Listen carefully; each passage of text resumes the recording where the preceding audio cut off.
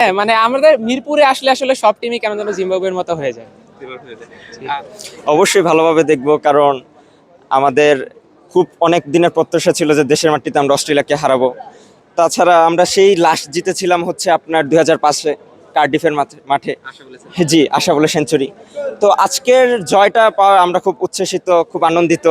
আর আমরা শুধু জিতেছি তাই না, আমরা কিন্তু ডমিনেট করে জিতেছি। ব্যাটিং দিক দিয়ে বলেন, বোলিং দিক দিয়ে নাহিদ রানা যে অ্যাগ্রেশন দেখিয়েছে, এগুলা হচ্ছে মানে আমরা বুঝতে পারি যে আমাদের ক্রিকেটটা ডে বাই ডে ডেভেলপ হচ্ছে। খুব ভালো লাগছে জিতে। অস্ট্রেলিয়াকে কি কিছুটা জিম্বাবুয়ে দল মনে হয়েছে আজকে যেভাবে আমরা হারালাম? জি, কিছুটা মনে হয়েছে। তাদের ব্যাটিং এর দিক দিয়ে আমি খুব মানে আপসেট তাদের ব্যাটিং দেখে। তারা সচরাচর তো এভাবে ব্যাটিং করে না। আর অস্ট্রেলিয়া হচ্ছে সবসময় 140+ বল খেলতে খুব অভ্যস্ত, তারা বাউন্সার খুব ভালো খেলে। বাট আজকে নাহিদ রানাকে তারা খুব ভালো করে সমীহ করতে পারেনি, খুব মানে ব্যাকফুটে ডিফেন্সে খেলেছে।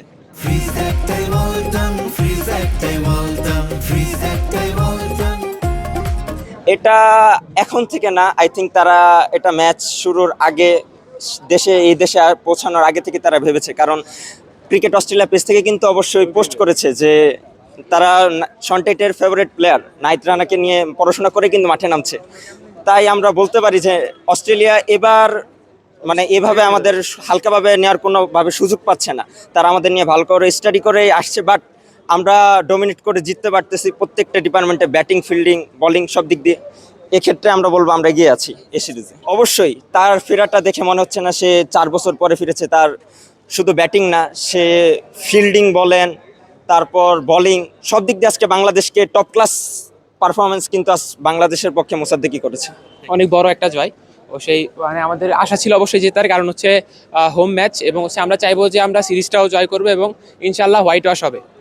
মোসাদ্দেকের ফিরেটা কিভাবে দেখছেন আপনি? মোসাদ্দেক হ্যাঁ 4 বছর পরে মানে ওয়ানডেতে আইসা যেভাবে 85 রান করলো, এবং আর কয়েকটা বল থাকলে হয়তো বা সেঞ্চুরিও আমরা দেখতে পারতাম।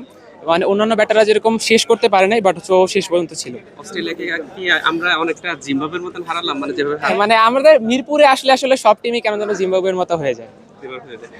একটা কথা ছিল যে মিরাজ দলে থাকলে মোসাদ্দেক ফিরতে পারবে না, গত মানে সাবেক যে পরিচালক এমন কথা বলছিলেন। হ্যাঁ, কিন্তু মানে দেখা যায় যে মানে মোসাদ্দেকের ব্যাটিংটা যতটা এফেক্টিভ, বাট মিরাজের ব্যাটিংটা ওডিআইতে এখন অতটা এফেক্টিভ না। তো হচ্ছে ওই দিক থেকে দেখতে গেলে যে মানে মিরাজ আর মোসাদ্দেকের মধ্যে ওইরকম কনফ্লিক্ট হওয়ার কথা না।